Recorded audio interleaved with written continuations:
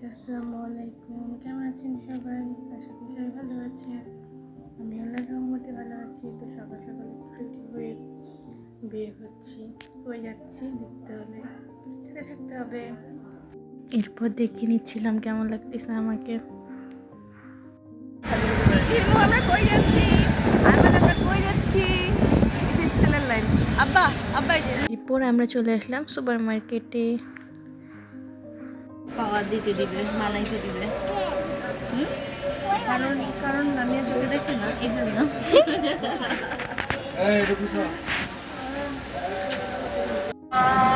Guys, Ayman এখন চিড়িয়াখানা যাওয়ার জন্য ব্যস্ত হয়েছে। আমরা এখন চিড়িয়াখানা যাচ্ছি। এরপর আমি চলে এসেছি রংপুর চিড়িয়াখানায়। তো এবার দেখা যাক আইমানের রিয়াকশন। তো ঢুকেই ফার্স্ট টাইম বলছে যে বানর মামাকে দেখবে। তো আমরা যাচ্ছিলাম বানর মামার ওই সাইডে বানর মামাকে দেখতে। আর এই তো আমি চশমা পরে কেমন লাগতেছে একটু জানাবেন। হাই বানর, হাই হাই বানর, তুই শুনতে পাস? এই বানর দেখি না, না দেখি না। এই যে ওই দেখো মারবে যাবে।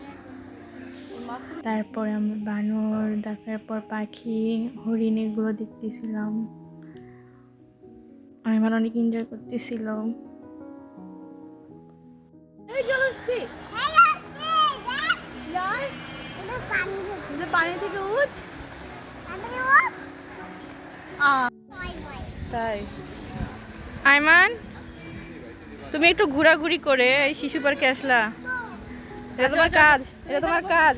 হ্যাঁ, ওই মেনলি আসতে যাচ্ছিল শিশু পার্কের জন্যই, খেলাধুলা করবে এই জন্য।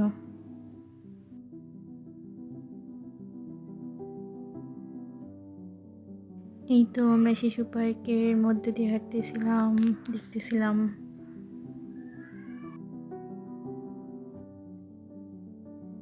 ওই স্লিপার অনেক ভয় পাচ্ছিল, উঠতে চাইনি আর।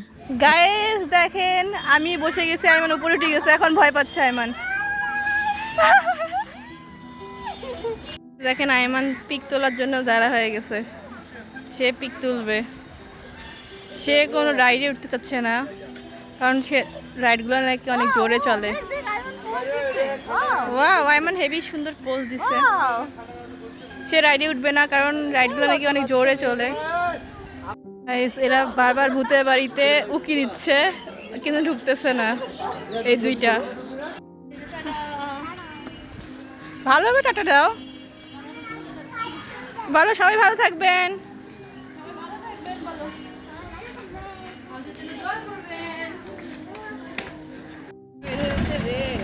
আইমান, তুমি কি নিয়েছো? তুমি কি কিনেছো বলো তো? কি কিনেছো?